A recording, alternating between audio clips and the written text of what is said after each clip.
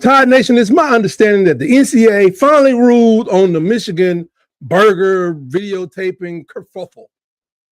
You know, I looked at the penalty, they handed down, and I just wondered if the NCAA president added a few happy endings to go along with that back rub they gave to Michigan. If you're mad about what I just said, stay mad, sucker. You are around the herd.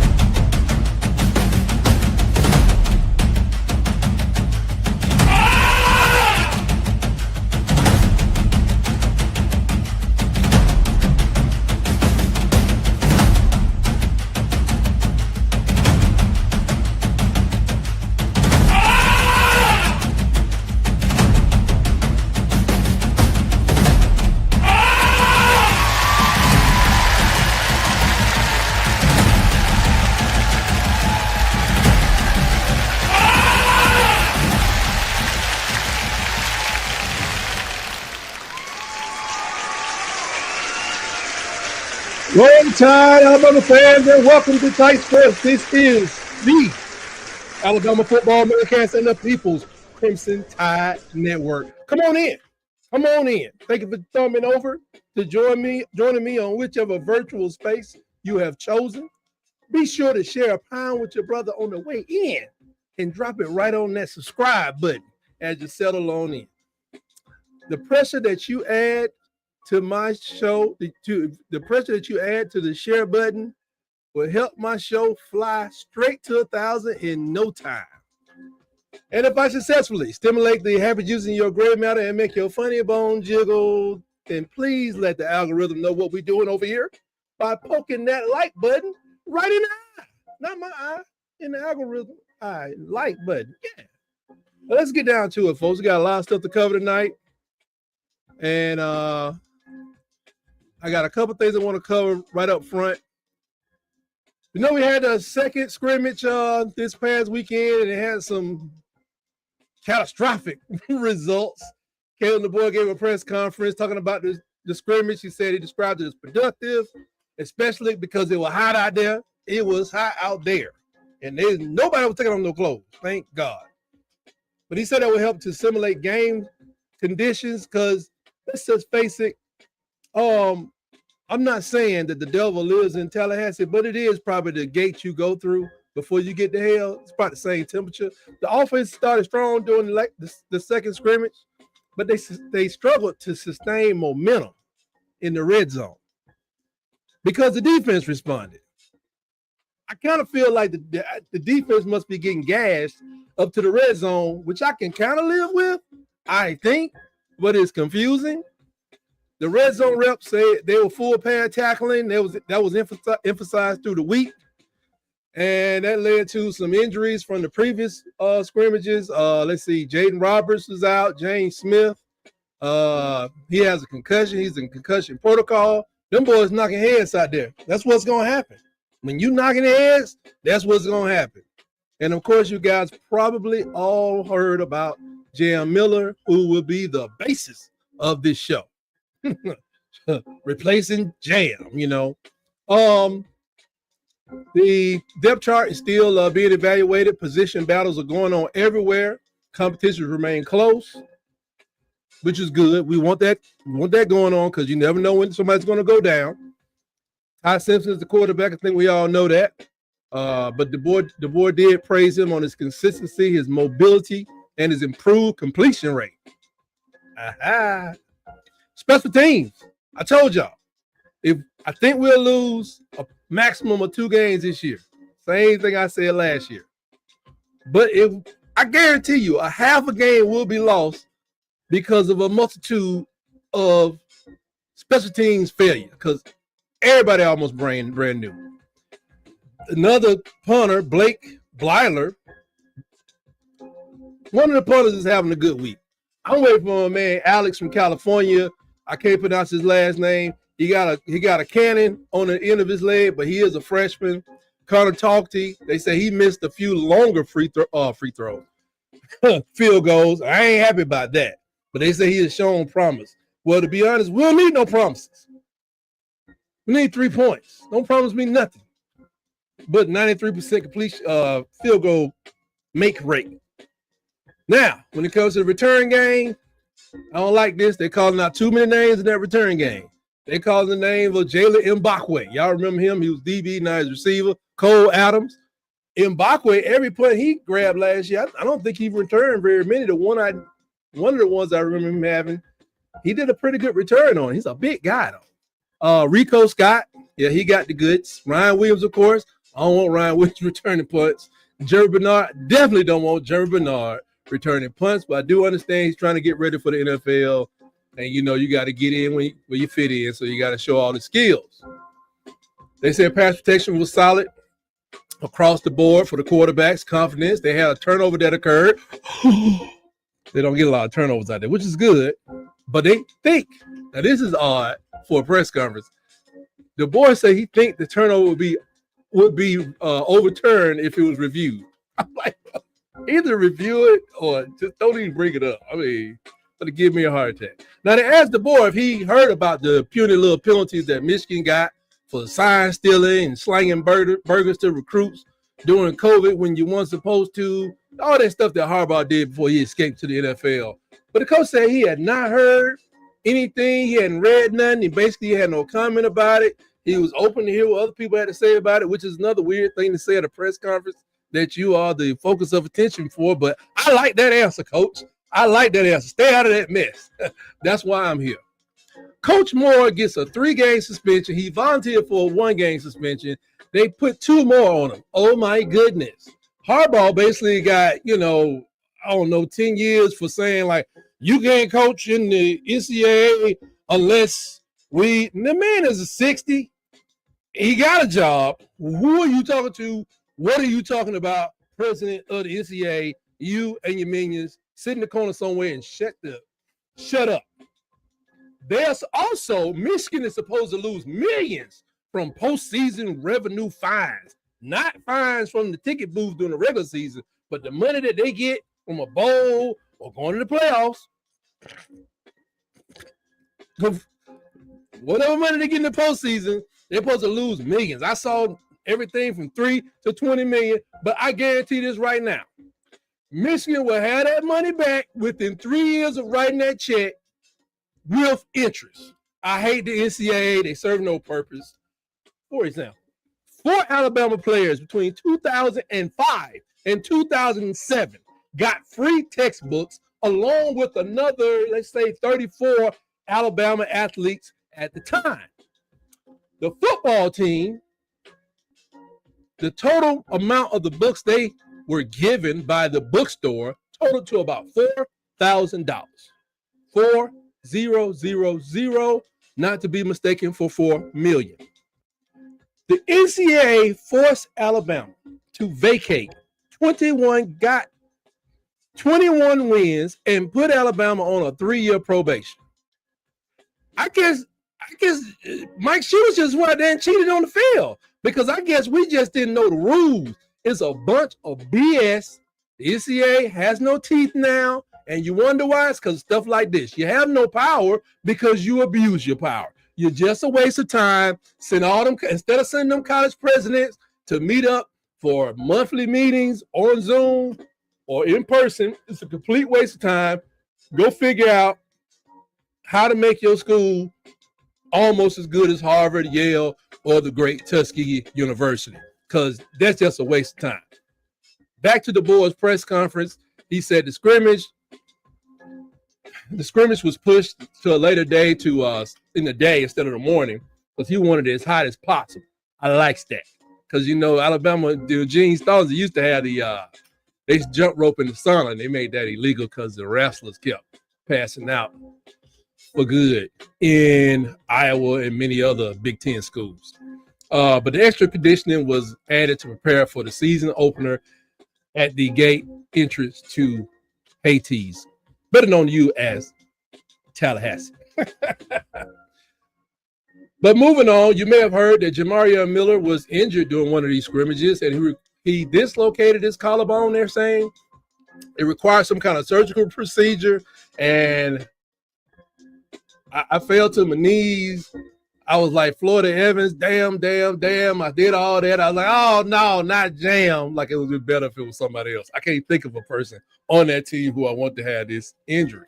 And it's significant because while the backfield is loaded, it's not loaded with a bunch of experience, a bunch of reliable experience. We were counting on Jam to be that bell cow back there, especially after Justice Haynes ran off to Notre Dame, I think, where I hope he has a high ankle sprain for the first 7 games of the season. He was expected to be like, the key cog in the wheel. And it hurts us because, like I said, there are a few proven players on the team. And we're going to be leaning on younger, less experienced back. And the key word there is proven options on the field. Now, I looked it up. I was like, man, one thing I know about them running backs, and I said it last week when I was looking at the running backs, I just remember one out of every 3 of Saban running backs, when they first started, whether they were third back, they had a little cough. They had to get some Vicks formula 4D, or they had to get something to get that cough. They used to get the ball up. None more memorable than Lacey. Lacey used to he used to lay the ball on the carpet. I was like, man. So it happens. The big stage is bigger than your high school. Okay, even if you went to school in Texas, you ain't played in front of nothing like this. And Du Bois is installing a new system which emphasizes balance. So I'm thinking we're going to run the ball at least more than last year. But here's the thing that's really scary. Turnovers are scary. But not only, Jam didn't have a lot of yards, but they had a lot of touches. 1,200 carries in his 3 years. Guess how many fumbles Jamarion Miller, Mr. Jamarion Miller, had in those 1,200 carries? 0. None. Zilch. What's less than 1? 0. Sure-handedness. His sure-handedness is going to be missed. And I looked around. I said, man, okay, we got a deep room. You got Daniel here. You got Richie Young. You got A.K. Deer, Keelan Deer, Draylon Washington. Who's going to get the carries? I want to take a look at that in a minute. But I started saying, well, maybe Jam can come back this year. Yeah, he can. And he could probably squeeze that water bottle. But I looked around. And this was the stat that got me. A surgical repair of a clavicle and dislocation. It said it involves inserting a plate and some screws just to keep it easy. And like most humans out here, it's 8 weeks recovery. But if I did it to myself, let me see, how many carries will I be taking after that surgery? None. 6 to 8 weeks for them. But then I had little hope because they said that Tua Tagovailoa had that same injury in 2018, and he was back on the field in a month. Trevor Lawrence had that same injury 2019 at Clemson, and he missed. He was in the spring, but he was ready by fall, which that's a lot of time, spring and fall. That's a whole 6 months. But this is what left me discouraged. It says NFL rookie examples show that most running backs and wide receivers return between 2 to 3 months if the surgery is clean and there are no issues. So don't get bummed out. Pray for the man, stretch out a healing hand, lay hands on him. We pray the Holy Spirit fall on him and mend that thing up, but he gotta lay it out. He gotta sit the season out. They're talking about 6 to 10 weeks of realistic. Even if you get 2 weeks from Florida State, that puts us I mean, you gotta have a rotation by the time you get to LSU, right? I think that's so do you risk going in, maybe hurting it again, trying to make the jump to the pros? However, if you go to the playoffs, that's like 14, how many games there? 15 games? I don't know. I think you just chill, come back and see us again next year. Draylon Washington is he's a senior, so I think he leaves after this year anyway. But man, prayers for the man, but it happens. But I just say, shut it down, Jam. We got this. And we would love to have you back. No problem. So the question is, so who's next? Who's the next backfield Jam's reliable shoes? Well, let's take a look. What if you were Robert Gillespie, the running back coach, or Ryan Grubb, or Kalen DeBoer? Before FSU, who do you think is most ready? Let me go to the chat real quick and play this out. Got some folks up in here. Get Musty. Get Musty's up here. Cussing, man. We Christians over here, man. We are a very religious, spiritual group. We don't do all that cussing over here, but we do thank you for chiming in. Get Musty. Hit that like button. Man, he said, yeah, is right. 1,200, no fumbles. That's at first I was like, well, shit, but I can't say that because we got great backs, but they not proven. Got to be proven. It's me. You know the difference between all fan and a new puppy? New puppy.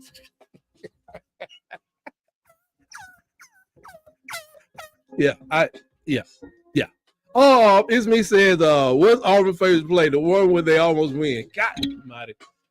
Woo! Okay, he's off to an early start. Welcome, it's me to Around the Herd. Golly, he on them hard. He on them hard already.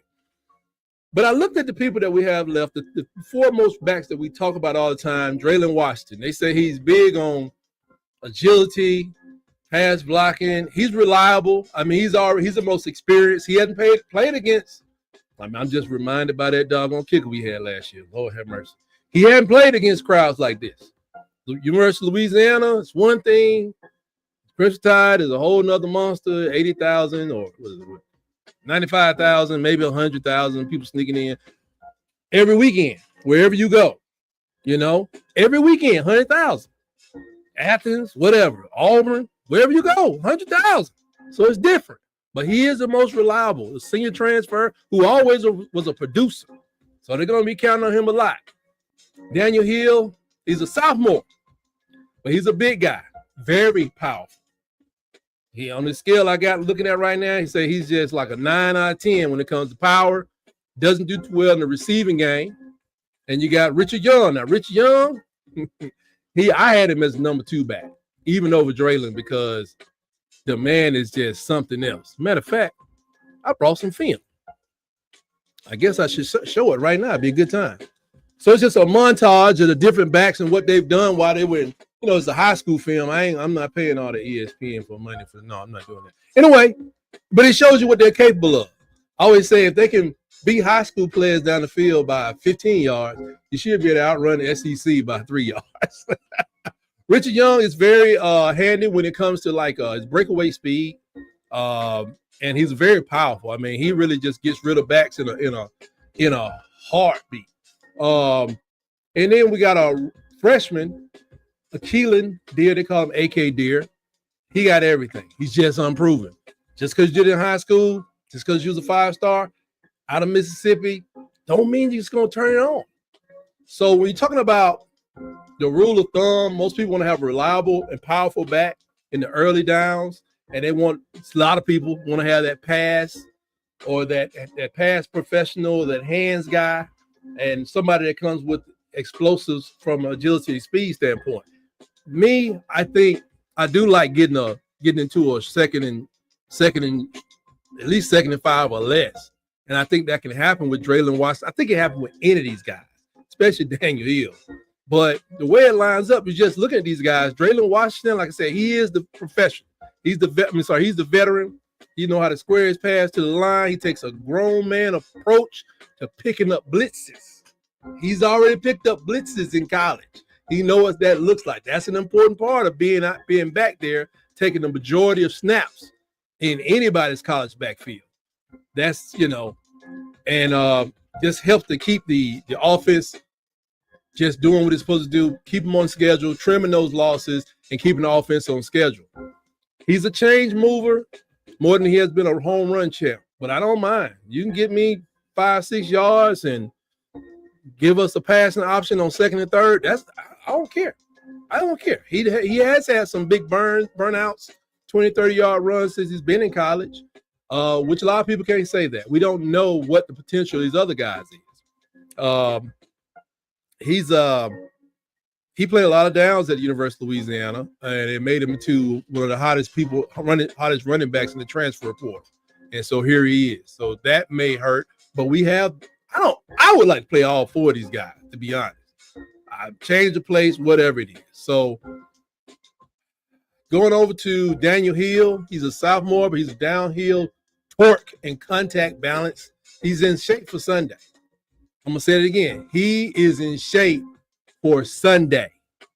He got arm tackles that don't arm tackle this dude. Shouldn't see too much of that in the SEC, but he'll be valuable in the red zone, the short yardages. His footwork could use help, but I'm sure they've been working on that all season. But it's showtime now. Is this guy a 2nd down back? Is this somebody you bringing in the red zone specifically? I don't know. I'm just throwing it out there. Can he catch on the swing passes? Because, see, I hate when you put a back in the game and the defense just know 90% of the time that they know 90% of the time what's not going to happen. You know what I'm saying? Is he going to get the ball to run it or be a blocker is what they know was about to happen. And I don't like just keying off like that. A lot of teams, they don't worry about it, but I don't like that. But he will be powerful on, like, if you were to put him in the backfield with a Draylon or put him back there with another back, Richard Young, he'll be very powerful because, first of all, he can take the ball, but he also probably deliver a nice block, which is real important when you're doing those close game carries and all that kind of stuff. And like I said, red zone. Now, Richard Young, you can watch the film on Richard Young all day. I don't know if he was as hyped as everybody else was that's in the backfield, but Richard Young, we've seen it. He got a little dinged up last year, but he has burst, he has finishing power, and he has explosive speed. I mean, he can do it all. He go left and right. I just don't know. Is he an every down back? Can he be a number one? Is he a reliable number two? His weakness is that, he don't catch the ball so much. He's got to work on getting the ball, looking the ball into his hands. Maybe he's thinking about running.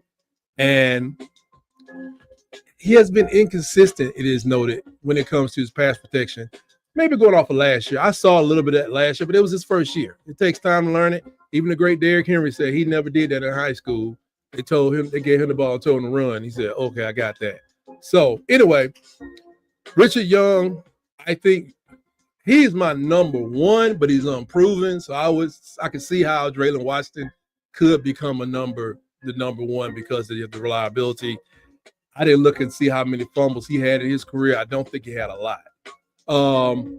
But I just know if you hit somebody like Richard Young in the flats, or if you put him in a route, no telling what can happen. And last but not least, definitely not least, 5-star Akeelan A.K. Deer, freshman, straight freshman, silky feet, tempo control.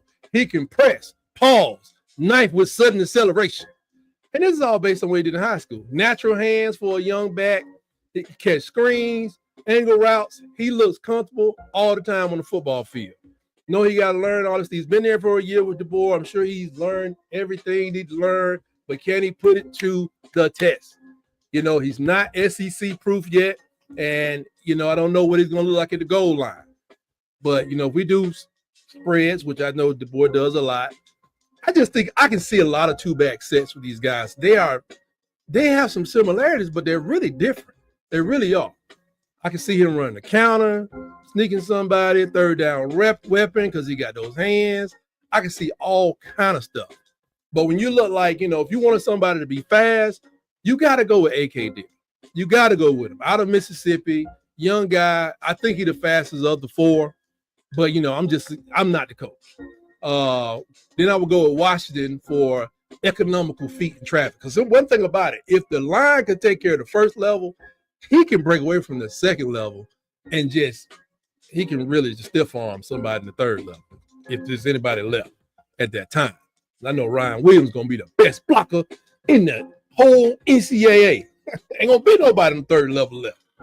Pass blocking, got to go with the man with the experience, Draylen, and you got to go with the big body Hill next.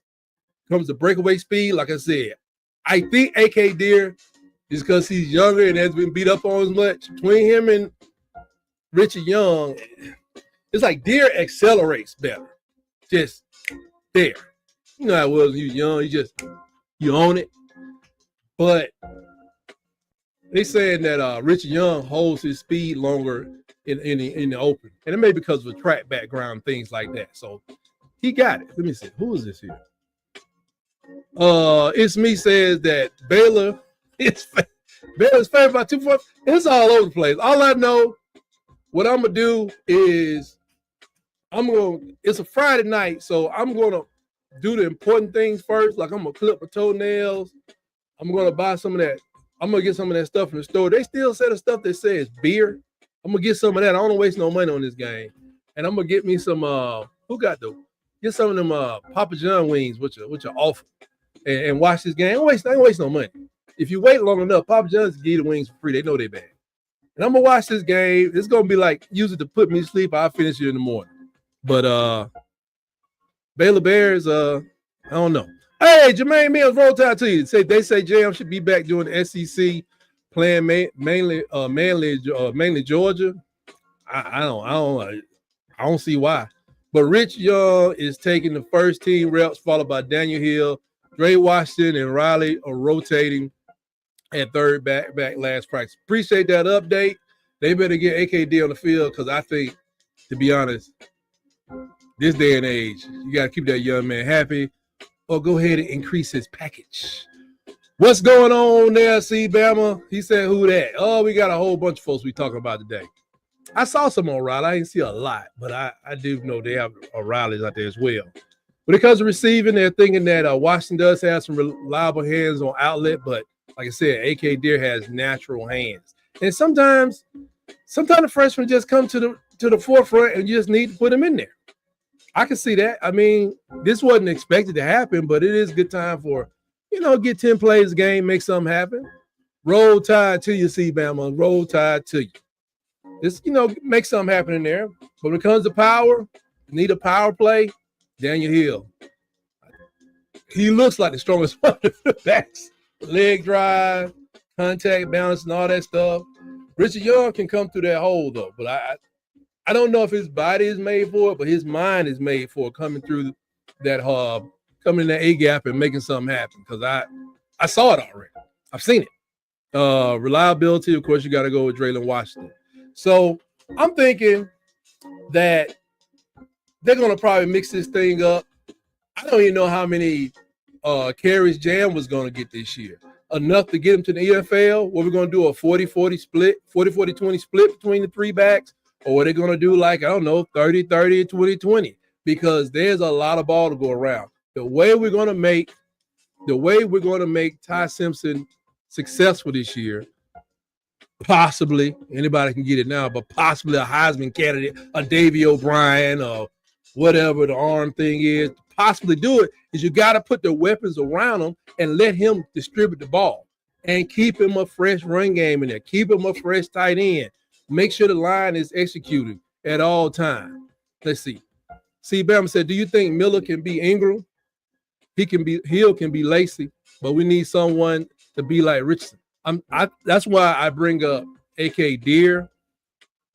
He's good as he's running for a touchdown there. He's very good. As you see, he did a lot of wildcatting. He did a lot of wildcatting in high school, and he did a lot of running away from the other 21 people on the field. But I don't know. I mean, Richardson was different. It's like if I had to say who was going to be a Richardson type with that body mass he had, that compact nature, it could be Draylen Washington, and it could be Richard Young. And I know everybody was gaining weight up there with muscles and stuff. Richard Young may have gained some weight since last year, especially after getting dinged up. So I would say between Young and Trent Richardson, Richard Young. Draylen's I don't think he's as fast as Richardson was at time. But Richardson, did he blow people away? That he just mashed through people, and he was more, you ever said you could be more quick than fast? I think Richardson was quick more than he was fast. Does that make any sense to anybody? Maybe not. I'm just talking crazy. So it's going to be interesting. And, it's all kind of scenarios. How many backs you're running? Are you behind? Are you ahead? Is it a 4 minute? Are we trying to kill the clock? Are we trying to wear the defense down in the first half? I think in the first quarter you can come with Daniel Hill. You can come with Richard Young. You can come with Draylen Washington. Just beat on that defensive line for a quarter and a half.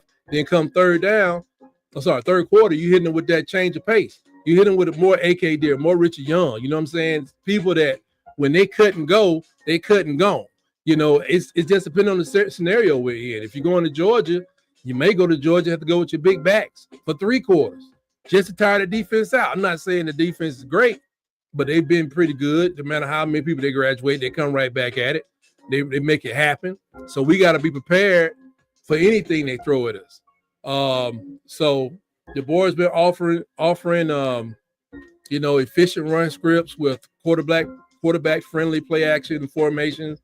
And if you overcommit, that's where he gets you. That's where they're trying to get you. So I think Ryan Grubb will put it all together and make it happen. I just want to take a big look at what we're going to do next. And I want to make sure everybody, just stays calm. But I will tell you, out of all this conversation about these running backs, even including Riley, I probably should have included him, but reliability and ball security is where these guys are going to keep their job. It's not the fact of can they be a effective back for the Crimson Tide, but can you secure the ball? Draylen Washington, I think he's been pretty reliable. He's been starting since he was like a freshman at University of Louisiana. But it's just never know. A lot of people just fumble when you least expect them to. And then how much are they going to be using the passing game, and who's the best all around? When I look at all around, I know A.K. Deere can do it, but he's young. But I think Richard Young is, to me, the best all around. His hands are good enough. He's already had to pick up blitzes and do extra blocking when he probably didn't expect to, up until the time when he got hurt. And he should have knowledge of the system. And he has not another thing. He has knowledge of the fitness level, because in the spring, Raylan Washington was complaining about. Well, not complaining. He commented about the fitness level expected at Alabama versus where he came from. He had to step it up. He said, "I got to step my game up because this ain't no joke." And you better believe it ain't no joke. Let's see. Bama said definitely. Got to get back to that smash mouth football. Yeah, that's MOTHF, sir.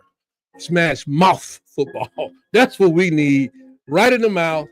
And the boy's been saying it since spring. He wants the physicality back. He wants people to have their stamina in check, and he wants to dominate. Well, Grubb said he wants to be dominant. He wants to be able to run the ball when he wants to be able to run the ball. And I know a big part of the game that we don't look at as fans, at least I don't as much. Man, when my quarterback drop back and they do something funky, can my running back pick up on what the quarterback's putting down and pick up that block? You just saw it. Anthony Richardson, they blamed it on him in a very simple preseason defense.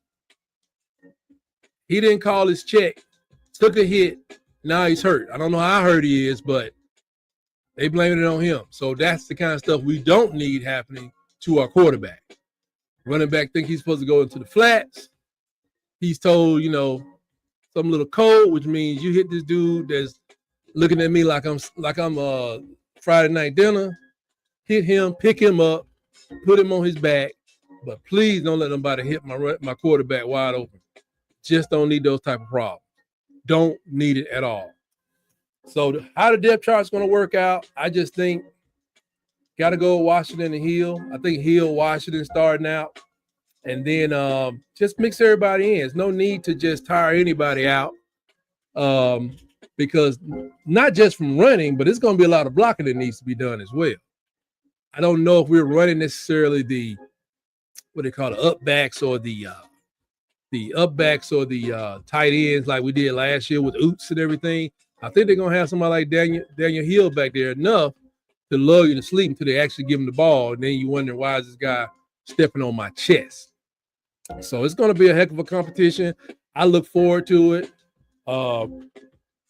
Just got to keep the quarterback clean. We got to stay on script.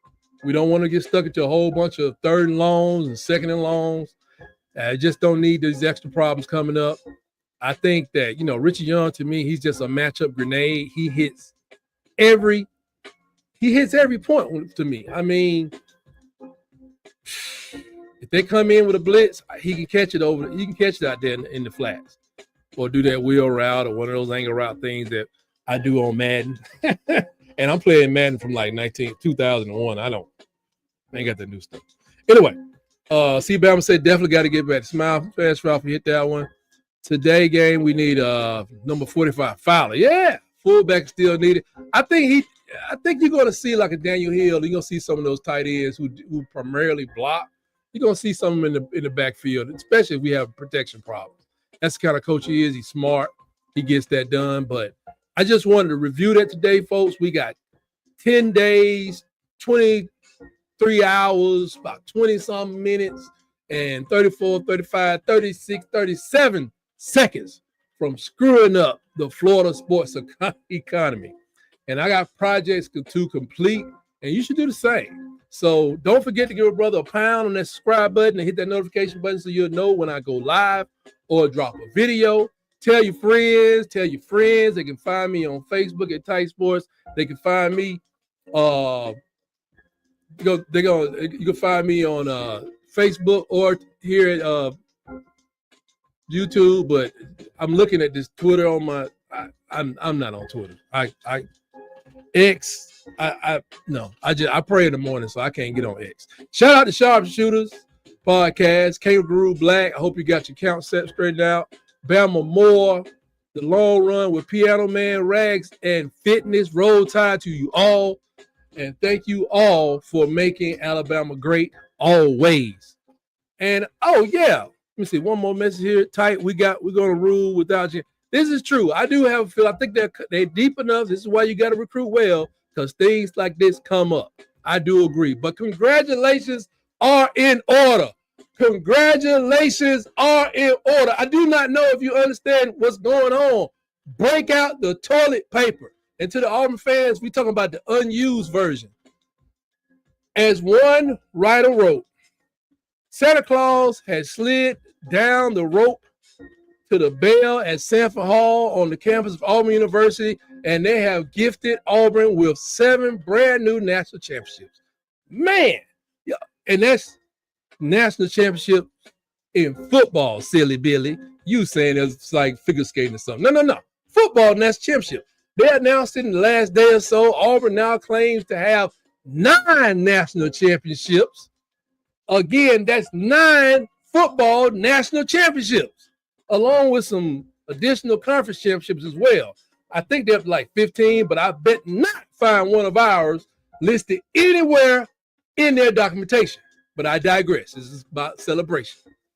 Now, to the Aubs, I got to say this. For years, why y'all bringing up old stuff? Don't nobody remember the championships back then? We going to get ours on the field.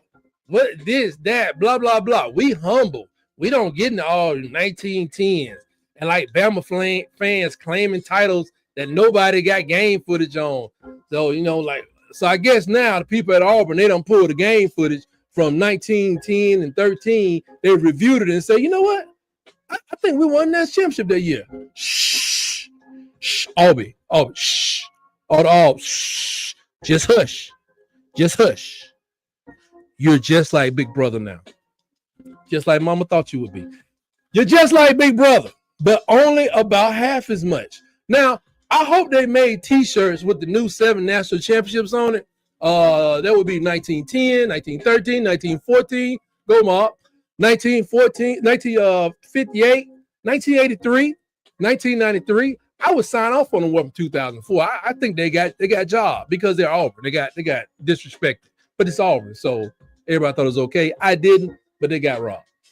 Congratulations. So that would be 9. Now, math says that the Crimson Tide is only about 100% better than the Auburn's. You compare the national championship, but we all know numbers don't tell the whole story, so they know who they are. But peace out to the brothers at Auburn Addicts, Water Cooler Podcast, Bubba and the Old Man. It's SEC season with my main man, Tez, Dustin, at the Up Tempo Podcast. Dustin, you are my boy. And the Huggy Beard himself. Yes.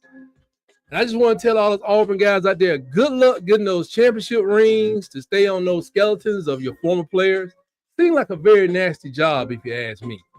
And I just wonder if Coach Kelly would use this in recruiting. He may say something nasty like, if we win a conference championship or a national championship, we're gonna give you your ring probably long before 100 years pass by. It makes sense. This is a recruiting war. It's a recruiting tool. You got to stay on your tips. I mean, AU has just been offering up so much cannon fodder to be used in recruiting. But you know what? Good luck with all that. And again, congratulations, always. So also I want to say peace out to Vandy Chris at the Golden Broom Podcast. All of these people from Auburn Addicts all the way down to Vandy Chris, they are a fine group of Crimson Tide hating and doubting America. But with that, we will see you next week. Or no, Thursday. We will see you Thursday.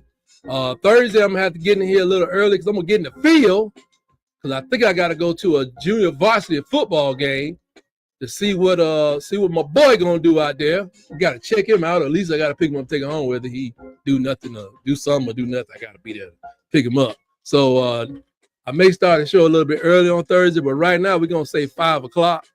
We're going to say 5 p.m. Eastern, you know what I'm saying? But I don't know. It may go a little early, but I'm not sure. So hit the subscribe button so you'll know when I go live or if I drop something. Other than that, we will see you on Thursday. And always remember, roll, tide, roll.